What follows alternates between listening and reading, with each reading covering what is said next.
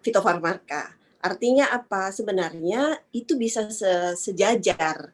Kalau misalnya tidak terakomodasi di dalam Permenkes nomor 54 2018, kita boleh dong kita revisi karena ternyata dokter-dokter juga tidak itu.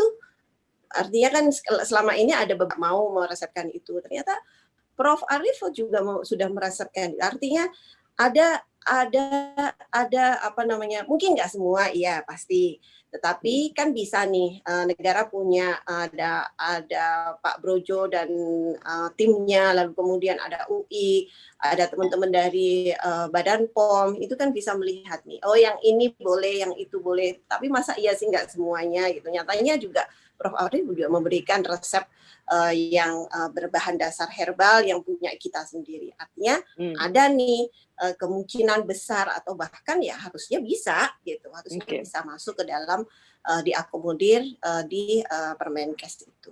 Kalau Permenkes kan tinggal ngobrol, dikaji gitu kan. Artinya kalau kita punya keinginan yang kuat itu saya yakin bisa.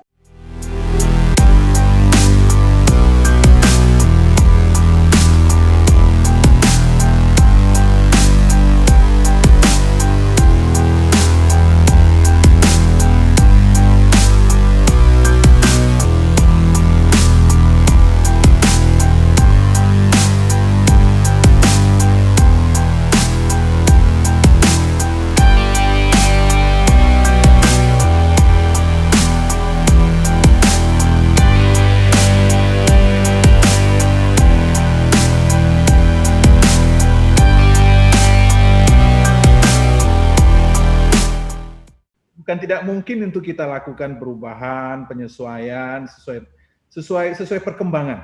Apapun namanya Mbak Rosi, Permenkes, keputusan Menkes, tentunya kita adaptif untuk terjadinya perubahan-perubahan seandainya memang itu dibutuhkan dan memang berpihak kepada kepentingan publik. Artinya ada sesuatu yang memang bisa kita lakukan penyesuaian. Nah, berkaitan dengan itu juga tentunya kami sudah banyak sebetulnya regulasi-regulasi, walaupun bentuknya bukan semacam permen ya, tetapi keputusan Menteri Kesehatan ataupun permen yang berkenaan dengan misalnya pemanfaatan dana alokasi khusus yang kita gelontorkan ke daerah, kemudian pemanfaatan dana kapitasi JKN yang ada di FKTP, Fasilitas Kesehatan Tingkat Pertama.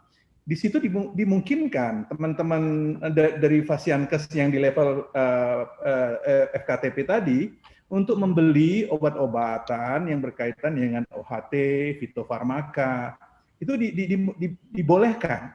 Belanja dari dana alokasi khusus untuk membeli obat-obatan dibolehkan. Begitu juga dengan Permenkes nomor 85, nomor 21 khususnya, Permenkes nomor 21 tahun 2016, itu mengenai dana kapitasi JKN. Di mana di situ dimungkinkan untuk belanja OHT, dimungkinkan teman-teman. Nah, berbicara soal Fornas, mungkin payung besarnya, bukan berarti kami diam, enggak bergerak untuk itu.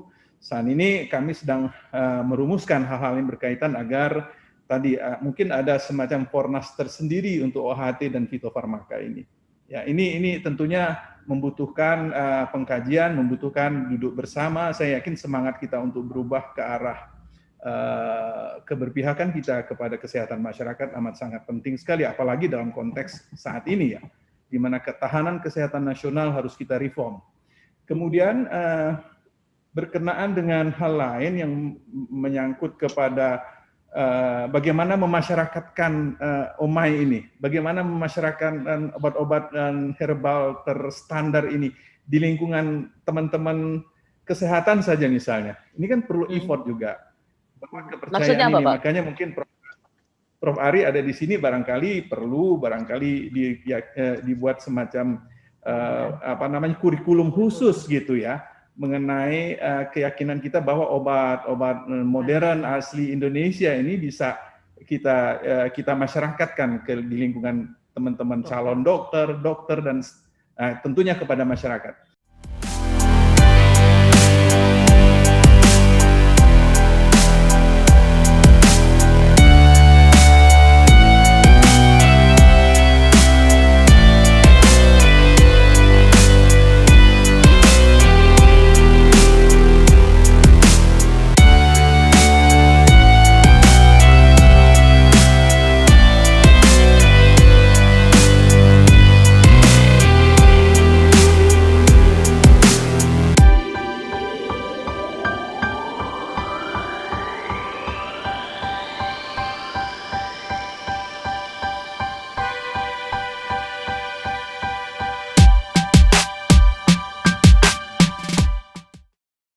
bulan ini Pak Menko memberikan arahan supaya ini didorong aja dulu masuk. Jadi nanti diberikan kesempatan untuk produsen-produsen fitofarmaka ini masuk ke dalam JKN, lalu mereka yang fight sendiri nanti untuk marketingkan obatnya ini kepada dokter-dokter, kepada rumah sakit gitu.